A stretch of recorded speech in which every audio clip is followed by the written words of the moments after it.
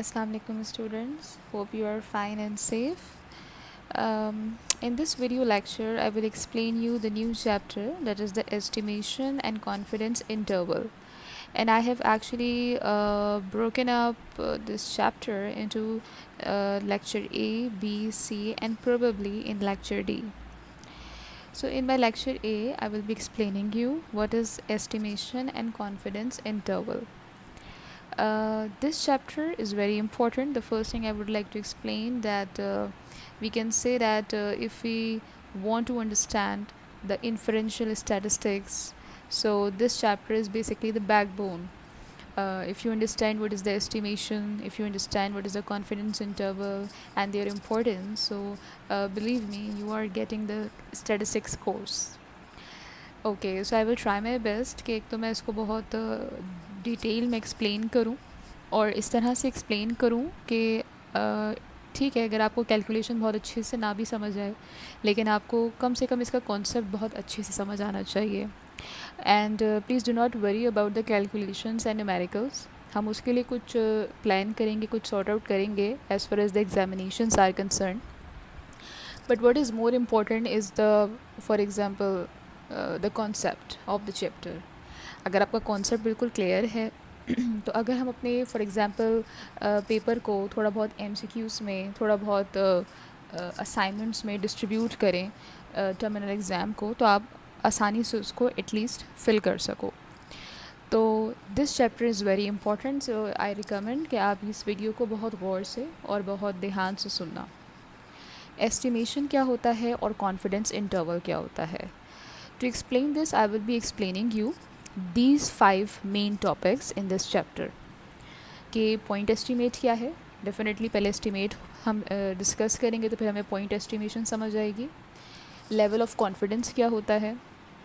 फिर इसके बाद हम ये चीज़ लर्न करेंगे कि confidence interval for the population mean when the population standard deviation is known. अगर आपको याद हो, जो पिछले चैप्टर में भी हमने डिस्कस किया था, तो हम एक चीज़ पे बड़ा एम्फोसाइज़ कर रहे थे कि हमारे इनफैक्ट फॉर्मूले भी अलग थे जब पॉपुलेशन स्टैंडर्ड डेविएशन नोन होता है और for example population standard deviation जब अननोन होता है. तो इसका मतलब एक सिग्निफिकेंस है इस बात में. और लास्ट में हम इस चैप्टर में डिस्कस करेंगे कि पॉपुलेशन प्रोपोर्शन क्या होता है. So basically this chapter will definitely help you to understand what is the inferential statistics. So let's begin and start. What is the point estimation, what is the estimation. एक चीज़ याद रखो, अगर आप लोगों को याद हो, मैं क्लास में भी अक्सर डिस्कस करती थी कि डेटा को किस तरह पढ़ना चाहिए. आई मीन ये बात तो ठीक है कि हमें पता है कि टाइप्स ऑफ डेटा क्या हैं, टाइम सीरीज़ है, क्रॉस सेक्शनल है, या फॉर एग्जांपल पैनल डेटा है, लेकिन हमें उसको पढ़ना आना चाहिए और हमें उसको देख के ये बात समझ आनी चाहिए कि हमें इस पर कौन से टूल्स अप्लाई कर रहे हैं स्टैटिस्टिक्स के और कौन सी टेक्निक्स और मेथडोलॉजी हमें फ़ॉलो करनी है.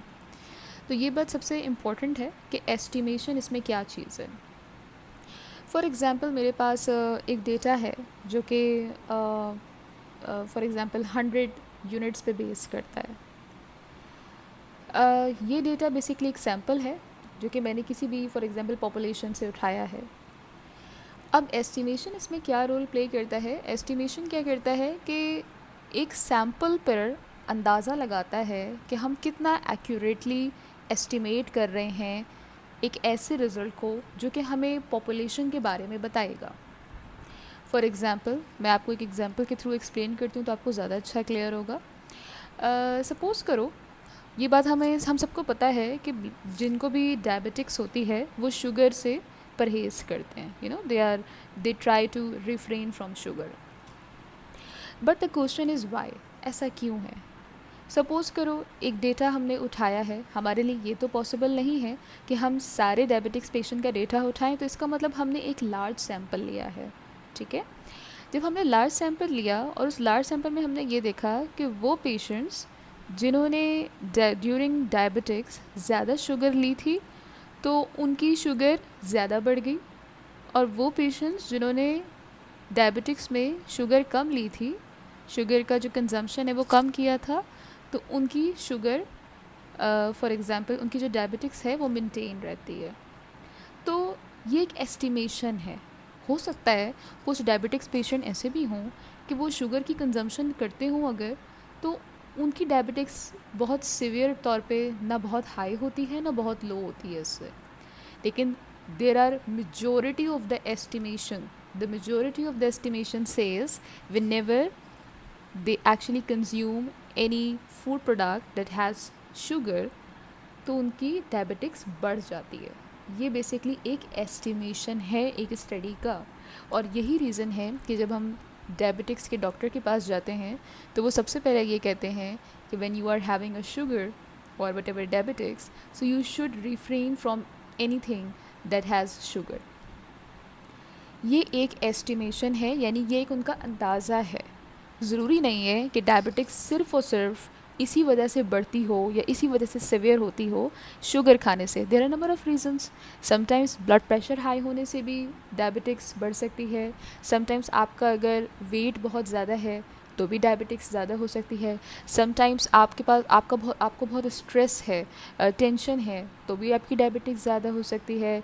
और समटाइम जेनेटिकली आपकी सब चीज़ ठीक है लेकिन आपकी जेनेटिक्स में एक इशू है तो डायबिटिक्स आपकी हाई रहती है। लेकिन द क्वेश्चन इज़ कि हमने किस पे रिसर्च की कि शुगर की कंजम्पशन ज़्यादा करने से डायबिटिक्स ज़्यादा हो सकती है। तो ये एक अंदाजे के मुताबिक है, ये ज़रूरी नहीं है कि हर डायबिटिक्स पेशेंट पे ये बात करेक्ट हो। लेकिन स्टैटिस्टिक्स ये कहती है कि हमारा बहुत हद तक एक एक्यूरेट प्रोबेबिलिटी है, एक अंदाज़ा है कि शुगर की कंजम्पशन ज़्यादा होने से एस्टिमेशन ये कहती हैं कि डायबिटिक्स आपको सिवियर या ज़्यादा हो सकती है।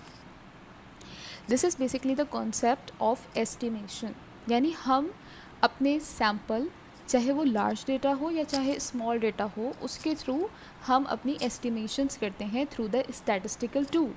ये बात भी किसी स्टैटिस्टिक्स के डेफिनेटली स्टूडेंट ने ही बताई होगी एस्टिमेट करके कि शुगर अगर आप ज़्यादा कंज्यूम करें तो फिर ज़्यादा आपकी डायबिटिक्स हाई हो सकती है। इसी तरह अगर आप सॉल्ट ज़्यादा कंज्यूम करें तो आपका ब्लड प्रेशर हाई हो सकता है।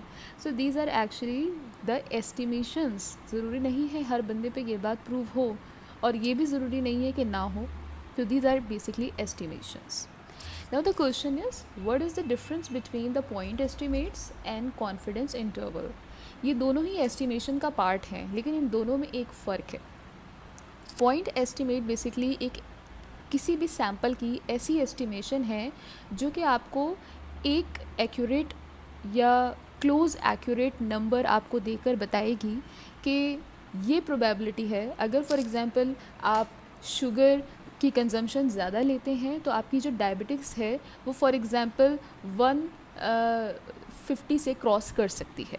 यूनिट्स होते हैं जिसके थ्रू हम मेजर करते हैं, तो 150 से ज़्यादा आपकी शुगर हाई हो सकती है। ये एक पॉइंट एस्टिमेट है। मैंने यहाँ पे एक एग्जांपल भी दी है आपको, और बुक में भी एग्जैक्टली यही एग्जांपल्स हैं। मैं तो बुक को ही इस लेक्चर को बेसिकली कंपाइल कर रही हूँ, उसको शॉर्ट फॉर्म में कर रही हूँ, क्योंकि मुझे पता है बुक को हर स्टूडेंट नहीं पढ़ता, लेकिन मैंने वर्ड और पीडीएफ में बुक से ही वही एग्जाम्पल्स और उसी लेक्चर को शॉर्ट करके ट्रांसफॉर्म किया है, एंड आई होप कि आप इसको ज़रूर पढ़ेंगे। Okay, so let's discuss the example that is already given in the book. A point estimate is a single statistics used to estimate a population parameter. यानी अगर हम पॉपुलेशन के बारे में जो भी रिसर्च करना चाह रहे हैं, मैंने आपको बहुत दफ़ा डिस्कस किया वीडियो में कि हमारे लिए पॉसिबल नहीं होता हम पूरे पॉपुलेशन पे एक रिसर्च करें। हम सैम्पल ड्रॉ कर लेते हैं, वो सैम्पल लार्ज भी हो सकता है और वो सैम्पल स्मॉल भी हो सकता है। अगर वो सैम्पल लार्ज है तो फिर हम जी टेबल यूज़ करते हैं, और अगर वो सैम्पल स्मॉल है यानी 30 से नंबर ऑफ़ ऑब्जर्वेशंस आपकी कम है तो फिर हम टी टेबल यूज़ करते हैं। अभी हम डिस्कस करेंगे आगे जाके अपने लेक्चर्स में कि जी और टी में फ़र्क क्या होता है। Suppose ABC company wants to estimate the mean age of buyers of smart televisions. एक ABC कंपनी है जो कि एस्टिमेट करना चाहती है, ज़ाहिर है पूरी दुनिया को तो एस्टिमेट नहीं कर सकती, लेकिन एक सैम्पल लेके वो ये बात एस्टिमेट कर सकती है, अंदाज़ा लगा सकती है कि स्मार्ट टेलीविजन्स को देखने वालों की ज़्यादातर एज बायर्स की क्या है। So they select a random sample of 50 purchasers, sample of 50 recent purchasers. उन्होंने sample draw किया है. Determine the age of each purchaser and compute the mean of age of the buyers in the sample. The mean of the sample is a point estimate of the mean of the population. Suppose करो उन्होंने 50 recent buyers का data इकट्ठा किया और उस पर कोई भी जी टेबल की टेक्निक लगा के, क्योंकि यहाँ पे जो आपके पास सैम्पल है वो नंबर ऑफ ऑब्जर्वेशंस 30 से ज़्यादा हैं, यानी 50 हैं, तो हमने जी टेबल लगा के हम सीखेंगे किस तरह करेंगे। हमने टेबल पे जो भी एस्टिमेशंस लगाई, अब हम एक अंदाज़ा लगा रहे हैं, इसलिए मैं बार बार इसको प्रोबेबिलिटी कहती हूँ। द रीज़न इज़ क्योंकि ये हम 100% श्योर नहीं हैं, we are not 100% certain, but हमारा एक अंदाज़ा है, हमारी एक प्रोबेबिलिटी है जो कि हम बहुत क्लोज़ हैं एक्यूरेशन के हो सकता है कि मीन एज जो बायर्स हैं उनकी, फॉर एग्ज़ाम्पल जो स्मार्ट टीवी ज़्यादा देखते हैं वो ज़्यादा यंगस्टर्स में हो सकता है उनकी एज एक एवरेज के मुताबिक फॉर एग्ज़ाम्पल इज़ 30। अब ये 30 क्या है? इट्स अ वन नंबर, इसको हम कहते हैं पॉइंट एस्टिमेट। प्रोबेबिलिटी है, एक अंदाज़ा है, एक चांस है कि हो सकता है ज़्यादातर स्मार्ट टीवी देखने वाले यूथ हैं और यंगस्टर्स हैं, और एक एवरेज एज उन्होंने बताया कि 30 हो सकती है। ठीक है, so that is the concept of point estimate. फिर हमारे पास आता है confidence interval, a range of values constructed from sample data so that the population parameter is likely to occur within that range. Confidence interval बिल्कुल वही चीज़ है, लेकिन सिर्फ फ़र्क ये है कि कॉन्फिडेंस इंटरवल में हम एक रेंज बना लेते हैं। जैसे मैंने आपको एग्जांपल दी कि ज़्यादातर स्मार्ट टीवी ख़रीदने वालों की जो हमने एक एवरेज पॉइंट एस्टिमेट निकाला कि 30 है, एक अंदाजे के मुताबिक 30 हो सकता है, प्रोबेबिलिटी है। कॉन्फिडेंस इंटरवल में सिर्फ फ़र्क ये होगा कि अगर हम ये कह लें कि ज़्यादातर स्मार्ट टीवी ख़रीदने वालों की जो एज है वो बिटवीन फॉर एग्ज़ाम्पल 27 to 30 हो सकती है। अब 27 और 30 में अगर ज़्यादातर नंबर ऑफ़ ऑब्जर्वेशंस लाई करती हैं तो इसका मतलब हमारा ये लेवल ऑफ़ कॉन्फिडेंस कहलाता है। The specified probability is called the level of confidence. सिर्फ फ़र्क ये है, पॉइंट एस्टिमेट में जब हम एस्टिमेट करते हैं तो एक नंबर आता है जो कि अगेन एक प्रोबेबिलिटी नंबर होता है, यानी हम सर्टेन नहीं होते 100%, लेकिन very close to the population. जबकि कॉन्फिडेंस इंटरवल में हमारे पास एक नंबर नहीं आता, बल्कि हम एक रेंज डिसाइड कर लेते हैं और उसे हम कहते हैं लेवल ऑफ़ कॉन्फिडेंस। और वो रेंज में अगर हमारी ज़्यादातर ऑब्जर्वेशंस लाई करती हैं और अगर हमारा पॉपुलेशन का आंसर भी लाई करता है, हम उसको कहते हैं level of confidence. There is a huge significance of the level of confidence. यहाँ पर हम आगे डिस्कस करेंगे कि इसकी इम्पोर्टेंस क्या है और हम किस तरह इसको आगे डिस्कस करेंगे। और मैंने इसमें यहाँ पे एग्ज़ाम्पल भी दी हुई है। यहाँ पे जैसे इन्होंने बुक में एग्ज़ाम्पल थी कि mean yearly income of construction workers in the New York Jersey area is $65,000। इन्होंने फिर एक पूरा तरीका से बताया हुआ है, आप उसको डिटेल में खुद भी पढ़ सकते हो कि if for example the new York Jersey area is between $61,000 से $69,000 के दरमियान उनकी इनकम है, तो क्या प्रोबेबिलिटी है कि मोस्टली कंस्ट्रक्शन कंपनी की जो इनकम है एम्प्लॉयज़ की वो इसी के दरमियान लाई करती हो। ठीक है, अब जो भी जितने परसेंट भी ये चांसेस हैं, ये तो प्रोबेबिलिटी है, लेकिन ये एक तरीका है समझने का लेवल ऑफ़ कॉन्फिडेंस का। तो पॉइंट एस्टीमेट में और लेवल ऑफ़ कॉन्फिडेंस में जो सबसे बड़ा आपका एडवांटेज है वो ये होता है कि आपको पॉइंट एस्टीमेट में जो है पॉइंट एस्टीमेट में आपको एक एस्टीमेट मिल जाता है, जबकि लेवल ऑफ़ कॉन्फिडेंस में आपको एक रेंज पता चल जाती है। ठीक है, अच्छा, जो चीज़ मुझे आपसे डिस्कस करनी है यहाँ वो बहुत इम्पोर्टेंट है। मैं थोड़ा सा ऊपर आ जाती हूँ। नॉर्मल डिस्ट्रीब्यूशन कर्व, ये आपका नॉर्मल डिस्ट्रीब्यूशन कर्व है। यहाँ पे 3 नंबर्स मैंने लिखे हैं, बुक में से ही मैंने ये टेबल उठाया है और डायग्राम उठाई है। ये नॉर्मल डिस्ट्रीब्यूशन कर्व है, आप सबको ये बात याद हो गई होगी। आपको ये भी पता है कि जब हम जी टेबल में कोई चीज़ ट्रांसफॉर्म करते हैं तो हमारी जो मिडिल वैल्यू होती है, यानी जो मीन वैल्यू होती है, वो जी टेबल में क्या हो जाती है? 0। आपका जो मीन पॉपुलेशन है वो क्या हो जाता है? 0 जी टेबल में। ठीक है, राइट हैंड साइड पे आपके पास पॉजिटिव वैल्यूज़ होती हैं और लेफ़्ट हैंड साइड पे आपके पास नेगेटिव वैल्यूज़ होती हैं। यहाँ पे 3 डिजिट्स लिखे हुए हैं, 99.7% डेटा, 95% ऑफ डेटा और 68% ऑफ डेटा। यहाँ पे जो बात 99, 95 और 68% ऑफ डेटा की लिखी है, इसको समझना बहुत ज़रूरी है। इसका मतलब ये है कि मेरे पास if I am having a 99% of data, तो सिर्फ 1% एरर का चांस है। यानी मेरे पास पूरे पॉपुलेशन में से 99% डेटा है एज अ सैम्पल, तो only 1% there is a chance of margin of error, यानी गलती का जो सिर्फ परसेंटेज है प्रोबेबिलिटी में वो 1% होगा। ठीक है, 95% लाइकवाइज यही शो करता है कि मेरे पास 95% ऑफ पॉपुलेशन डेटा है as a sample, so 5% there is a chance we can make a mistake. यानी हम अपने आप को थोड़ा लूज़ कर देते हैं कि हम 95% हमारे पास डेटा एक्यूरेट होना चाहिए और 5% तक की गलती की गुंजाइश है। इसको हम कहते हैं स्टैटिस्टिक्स में मार्जिन ऑफ एरर। इसी तरह अगर मेरे पास सैम्पल साइज़ थोड़ा और छोटा है, फॉर एग्जांपल मेरा सैम्पल साइज़ है 30 और 31, तो फिर मैं कहूँगी 68% ऑफ डेटा मेरा एक्यूरेट है, बाकी जो रिमेनिंग परसेंटेज है वो मेरा मार्जिन ऑफ एरर है जो कि मुझे अलाउड है। लेकिन इससे कम अगर आपके पास डेटा का सैम्पल होगा तो फिर हम उसको जी टेबल के थ्रू सॉल्व नहीं कर सकते। ठीक है, फिर हम उसको टी टेबल के थ्रू सॉल्व करते हैं, वो हम बाद में डिस्कस करेंगे। लेकिन ये कुछ मार्जिन ऑफ एरर और लेवल ऑफ कॉन्फिडेंस आपका बहुत इंपॉर्टेंस रखता है। यू आर 99% कॉन्फिडेंट इनफ कि आपका डेटा आपके पास एज अ सैम्पल है, 1% चांस है कि आप मार्जिन ऑफ एरर कर सकते हो। तो ये हमारे पास कुछ allowed data margin of error होता है। तो इस डेटा को अगर हम अच्छे से समझ लें, इस डायग्राम को हम अच्छे से समझ लें, तो फिर हमें आगे मुश्किल नहीं होगी। ठीक है, तो ये बात बहुत इंपॉर्टेंट है, इसको बहुत अच्छे से जहन में रखना। ये 99.7% लिखा है, मोस्टली 99% होता है। तो 99% ऑफ डेटा क्या है, 95% ऑफ डेटा क्या है, 68% ऑफ डेटा क्या है, यानी हमारा सैम्पल इतना मौजूद है। बाकी जो रिमेनिंग परसेंटेज है वो प्रोबेबिलिटी है कि हो सकता है इसमें हम कुछ गलती कर सकते हैं, और ये अलाउड मार्जिन ऑफ एरर होता है। अच्छा, ये कॉन्फिडेंस परसेंटेज लिखा हुआ है और यहाँ लिखा हुआ है स्टैंडर्ड डेविएशंस। स्टैंडर्ड डेविएशन का अगर आपको आपको अगर मतलब याद हो तो उसका मतलब ही यही होता था कि जो मीन हमने निकाला है, कितनी ऐसी ऑब्जर्वेशंस हैं जो कि अपने एवरेज से दूर हैं। इसी तरह कॉन्फिडेंस परसेंटेज का मतलब है कि हमने एक प्रोबेबिलिटी के तौर पे एक एस्टिमेशन के रिजल्ट्स निकाले हैं किसी भी चीज़ के, for example sugar and diabetics. Margin of error कितना है, स्टैंडर्ड डेविएशन कितना अलाउड है। ठीक है, तो स्टैंडर्ड डेविएशन हमें बताता है कि हमारा जो कॉन्फिडेंस है वो कितना ज़्यादा है अपनी रिसर्च पे या अपनी स्टडी पे, और कितना कम है।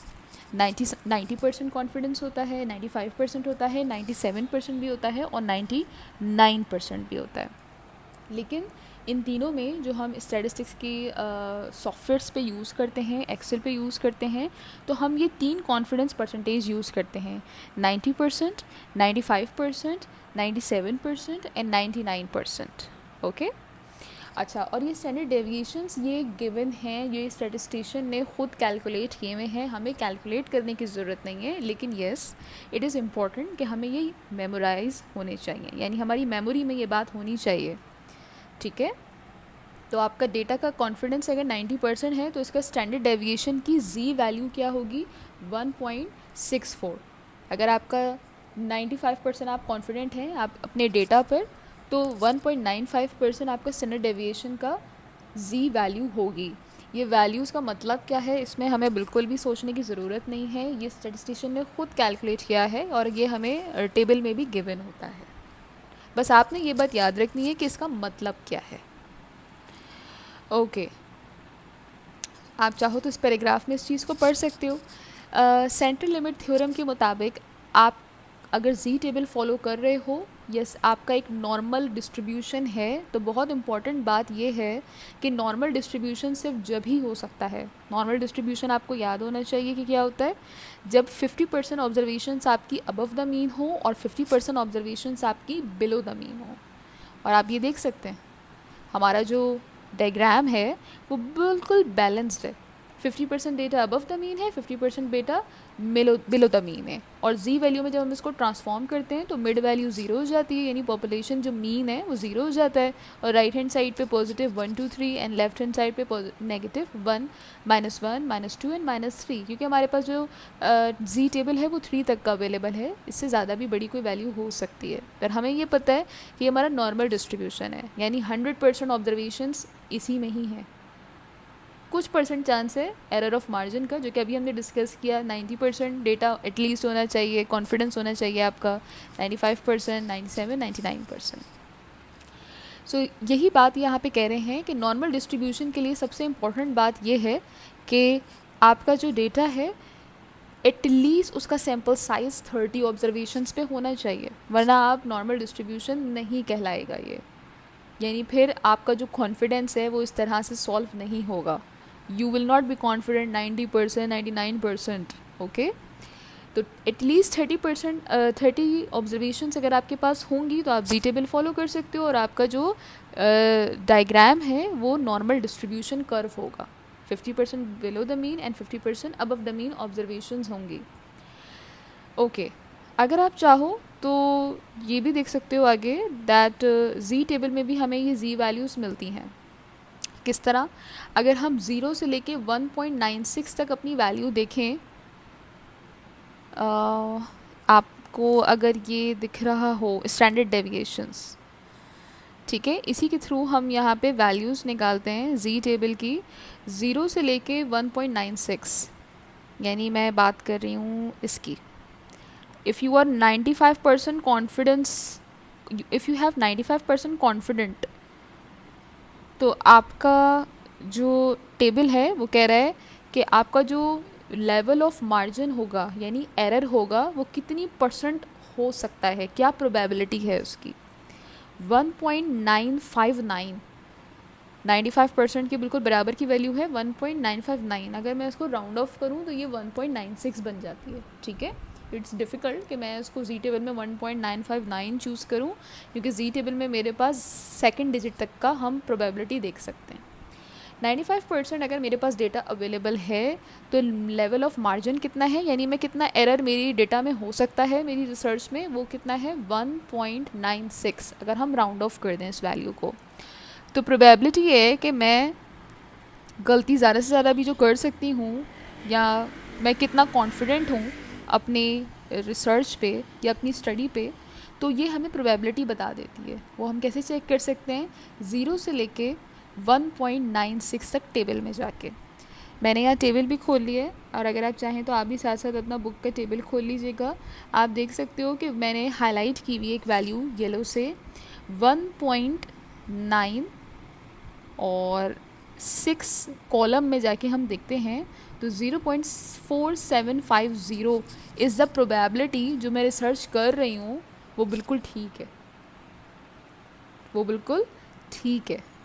लेकिन ये जो वैल्यू है वो 0 से लेके 1.96 है, यानी 0 से लेके पॉजिटिव 1.96 तक है। अगर हम टेबल में जाके देखें तो जो 95% कॉन्फिडेंस लेवल है वो कहाँ पे लाई कर रहा है? -2 से लेके +2 तक। तो हमें एक बात बहुत अच्छे से पता है कि 0 से लेके पॉजिटिव नंबर्स हैं वो बिल्कुल राइट हैंड साइड उतना ही है जितना लेफ़्ट हैंड साइड है। तो जो प्रोबेबिलिटी राइट हैंड साइड की होगी वही प्रोबेबिलिटी लेफ़्ट हैंड साइड की भी होगी, सिर्फ फ़र्क क्या होगा? साइन का। तो यहाँ हमें साइन मैटर नहीं करती। तो इसका मतलब ये है कि 95% कॉन्फिडेंस लेवल का जो एरिया है वो आप ग्राफ में देख सकते हो, -2 से लेके +2 तक का है। और ये एरिया की प्रोबेबिलिटी है, if you add the probability -1.96 की और प्लस कर दो उसमें 1.96 की, तो प्रोबेबिलिटी है 0.4750 plus 0.4750।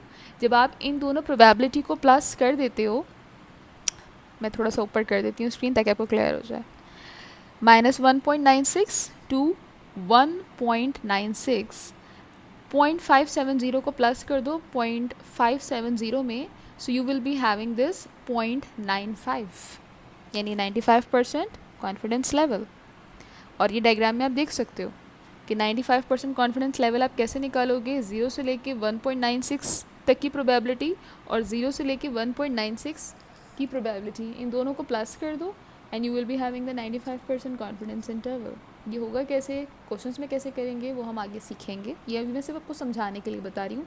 And same for the 90% confidence interval and 68%। ठीक है, ये हम बाद में डिस्कस कर लेंगे जब क्वेश्चंस करेंगे, लेकिन अभी सिर्फ बेसिक कॉन्सेप्ट आपका बन जाए. Now we have the confidence interval for the population mean. अगर आपका पॉपुलेशन मीन गिवन है, पहली बात ये बहुत इंपॉर्टेंट है आपके डेटा में. दूसरी बात जो इम्पॉर्टेंट है वो आपने सबसे पहले देखना है, बल्कि दूसरी नहीं, सबसे पहले आपने ये देखना है कि आपकी नंबर ऑफ़ ऑब्जर्वेशंस क्या हैं. अगर आपकी नंबर ऑफ़ ऑब्जर्वेशन 30 से ज़्यादा है तो आप बगैर सोचे समझे आपको ये बात पता होनी चाहिए कि मुझे जी टेबल यहाँ पर यूज़ करना है. ठीक है, आपकी पहला कन्फ्यूज़न यहाँ पे ख़त्म हो जानी चाहिए जब आप नंबर ऑफ़ ऑब्जर्वेशंस देख लें. फिर आपने जो सेकंड चीज़ अपने क्वेश्चन में देखनी है, आपने देखना है क्या जो सैम्पल के लिए हमें रिसर्च करने कहा गया है, क्या पॉपुलेशन मीन गिवन है. ये बहुत इंपॉर्टेंट बात है. ठीक है, पॉपुलेशन मीन गिवन लाजमी होना चाहिए. और पॉपुलेशन मीन क्या होता है ये भी हमें पता होगा, दैट इज़ द एक्स बार. ठीक है, अच्छा. फिर उसके बाद जो बहुत इम्पोर्टेंट बात है वो ये है कि हमें स्टैंडर्ड डेविएशन गिवन है या नहीं. स्टैंडर्ड डेविएशन कौन सा? Population standard deviation. अगर है तो क्या होगा और अगर नहीं है तो क्या, ये बात हम आगे डिस्कस करेंगे. लेकिन अभी एक जनरल फॉर्मूला है, या आपने बहुत अच्छे से याद कर लेना है. कॉन्फिडेंस इंटरवल कैलकुलेट करने के लिए जब आपका पॉपुलेशन मीन गिवन हो और नंबर ऑफ़ ऑब्जर्वेशन आपका 30 से ज़्यादा हो, तो फॉर्मूला होता है एक्स बार प्लस माइनस जी s over under root n. What is s over under root n? This is the standard error. और हमें पता है जब हम एस्टिमेशंस में स्टैंडर्ड डेविएशन निकालते हैं तो हम उसको स्टैंडर्ड डेविएशन नहीं कहते बल्कि स्टैंडर्ड एरर कहते हैं. और इसका फॉर्मूला होता है s over under root n. ठीक है, इसका कॉन्सेप्ट बिल्कुल वही है जो स्टैंडर्ड डेविएशन का होता है, that how many observations are away from mean. Standard error का मतलब भी यही है कि कितनी ऑब्जर्वेशंस हैं जो कि आपकी एस्टिमेशन से दूर हैं. आपने जो बात एस्टिमेट की है, हो सकता है कुछ ऑब्जर्वेशंस हो जो उसके ख़िलाफ़ बात करें. ठीक है, जी क्या है? जी आपको बताएगा कि आपके पास डेटा कितना है, 90%, 95% या फिर 99%. याद रखना यही तीन चीज़ें सबसे ज़्यादा होती हैं, 90%, 95%, 99%. 68% ये सब रिसर्च में फॉलो नहीं होता क्योंकि ये फिर बहुत बड़ा मार्जिन ऑफ एरर हो जाता है. आपने तीन चीज़ें याद रखनी हैं, 95%, 99% और 90%, 95% और 99%.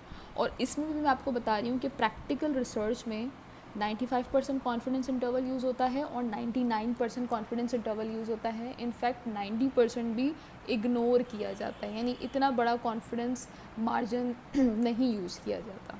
ठीक है, और अगर आपका जी टेबल में, और ये बात याद रखना कि क्वेश्चन में ये बात भी गिवन होती है कि 95% कॉन्फिडेंस इंटरवल रखना है या फिर 90% कॉन्फिडेंस इंटरवल रखना है या फिर 99% कॉन्फिडेंस इंटरवल रखना है.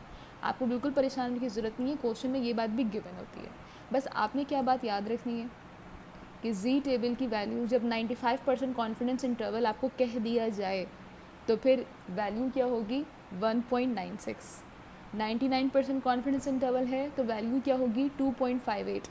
कुछ क्वेश्चंस में ये भी गिवन होता है और कुछ क्वेश्चन में नहीं होता, तो बस आपने थोड़ी कुछ चीज़ें याद रखनी है. ठीक है, तो ये बेसिकली आपका इंट्रोडक्शन पार्ट है इस चैप्टर का, और इस चैप्टर में हम यही बात सबसे ज़्यादा डिस्कस करेंगे. सो आई होप कि आपका एक परसेप्शन बन गया होगा कि इस चैप्टर में हम करेंगे क्या. इन द नेक्स्ट स्लाइड फिर मैं आपको एक्सप्लेन करूँगी कि इसको कैलकुलेट कैसे करेंगे, और आई विल ट्राई कि वो थोड़ा सा अच्छा एक्सप्लेन करूँ कि आपको कोई कन्फ्यूज़न ना रहे कैलकुलेशन में. मीनवाइल इस वीडियो में जो बात आपको नहीं समझ आई वो आप पूछ सकते हो और मैं इसको एक्सप्लेन कर दूँगी. और जो पिछले कुछ क्वेश्चंस थे वो मैं I will try my best उसकी मैं उसको भी एक्सप्लेन कर दूँ. कुछ स्टूडेंट्स हैं जिनको थोड़ा सा इशू हो रहा है प्रोबेबिलिटी का कॉन्सेप्ट अंडरस्टैंड करने, तो मैं एक तो दोबारा इसको एक्सप्लेन कर दूँगी कि प्रोबेबिलिटी क्या है. आई हैव ऑलरेडी एक्सप्लेन कि भाई प्रोबेबिलिटी बेसिकली चांस को कहते हैं कि कोई इवेंट है वो हो भी सकता है और नहीं भी हो सकता. जैसे हमने शुगर की एग्जांपल डिस्कस की, भाई ये भी प्रोबेबिलिटी है कि डायबिटिक्स के पेशेंट, कुछ लोगों को शुगर नेगेटिवली इफ़ेक्ट करता है और कुछ लोगों को नहीं करता. ये चांस है, प्रोबेबिलिटी है. लेकिन अगर हम इसको कहें 99% कॉन्फिडेंस, इसका मतलब हमने स्टैटिस्टिक्स पे एक टूल लगाया है और वो हमें बता रहा है कि 99% चांसेस हैं कि अगर आप शुगर का कंजम्पशन ज़्यादा करें, अगर आपको डायबिटिक्स है तो आपकी डायबिटिक्स बहुत हाई हो सकती है। लेकिन ये हम किस बेस पे कहते हैं? जब हम कोई स्टैटिस्टिक्स का टूल लगा के उसको चेक करते हैं, और वो टूल क्या कहलाता है? Confidence interval. अगर नंबर ऑफ़ ऑब्जर्वेशंस आपने 30 से ज़्यादा लिए हैं, यानी नंबर ऑफ़ पेशेंट्स आपने 30 से ज़्यादा लिए हैं या 30 लिए हैं, तो हम जी टेबल लगाएंगे। अगर नंबर ऑफ़ ऑब्जर्वेशन आपका 30 से कम है, यानी नंबर ऑफ़ पेशेंट्स आपके 30 से कम है, तो फिर हम जी टेबल नहीं लगाएंगे बल्कि हम टी टेबल लगाएंगे। और हम ये प्रोबेबिलिटी ही निकाल रहे होते हैं कि कितने % चांस है कि ये हो सकता है या नहीं। लेकिन 99%, 90% या 95% में बताता है कि हमने पॉपुलेशन में से कितना बड़ा सैंपल लिया है, यानी इतना सैंपल लिया है कि जिसकी बेस पे कोई चीज़ हम ऑथेंटिसिटी से कह सकते हैं। जैसे फॉर एग्जांपल आजकल कोरोना वायरस है, क्यों कोई भी अब तक रिसर्च के मुताबिक अभी तक कोई भी ऐसी वैक्सीन नहीं बना सका जो कि ह्यूमन ट्रायल्स पर हो। आई मीन अभी हो रही हैं ह्यूमन ट्रायल्स, लेकिन कोई प्रिस्क्रिप्शन अभी तक ऐसी नहीं है कि पूरे शहर को आप वो इंजेक्ट कर दें। क्यों? क्योंकि अभी तक स्टैटिस्टिक्स के मुताबिक 99%, 95% और 90% कॉन्फिडेंस इंटरवल आया ही नहीं है। और ये हमें स्टैटिस्टिक्स के टूल से ही पता चलता है। उन्होंने डेफिनेटली नंबर ऑफ़ ऑब्जर्वेशंस पे अप्लाई किया है, और वो नंबर ऑफ़ ऑब्जर्वेशंस बहुत इंपॉर्टेंट है। फॉर एग्जांपल अभी अगर आपको कोई कहे कि हमने एक वैक्सीन बना ली है, डाओ मेडिकल लैब आपको कहे और आकर हमसे वैक्सीन लगवा लें, क्या आप रेडी हो जाएंगे? हरगिज़ भी नहीं, जब तक आपका कोई लाइसेंसिंग ना हो। और लाइसेंसिंग कब मिलेगी? जब number of patients, number of respondents 30 से ज़्यादा हों। तो ये बात फिर स्टैटिस्टिक्स का टूल जब आप उस पर लगाएंगे, यानी जी टेबल, तो फिर आप कॉन्फिडेंस के साथ ये बात कह सकते हैं कि सिर्फ 1-2% मार्जिन है एरर का, अदरवाइज़ ये वैक्सीन बिल्कुल ठीक है। क्योंकि ये 30 पेशेंट से ज़्यादा पे हमने अप्लाई की, और स्टैटिस्टिक्स का टूल ये कह रहा है कि जिसको भी वैक्सीन लगाई फिर उसको कोरोना वायरस कैच नहीं हुआ। तो ये चीज़ें बड़ी इंपॉर्टेंट हैं, स्पेशली बायो स्टैटिस्टिक्स की फील्ड में तो ये बहुत ज़्यादा फेमस है, इन्फरेंशियल स्टैट्स। आई होप आपको अंडरस्टैंड हुआ होगा थोड़ा बहुत ये चैप्टर, और अगर जो चीज़ को आप, जिस चीज़ में भी आपको थोड़ा बहुत मसला है, आप मुझसे पूछ सकते हैं दोबारा। Okay, thank you.